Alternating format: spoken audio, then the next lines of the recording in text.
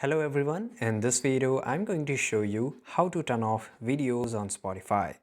Let's go into our Spotify mobile application here. Right. On the top left side corner you will see your profile icon. Let me show you. So this is it. If you just tap on this, here the third option is settings and privacy. Again tap on it.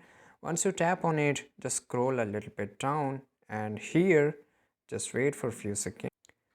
Scroll a little bit down and you will find the option of canvas.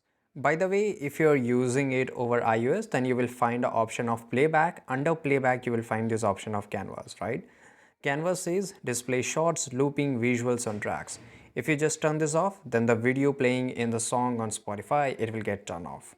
So this is how you can do it. And I hope you found this video very useful. If you did, make sure to like this video and the subscribe channel. See you guys in the next video.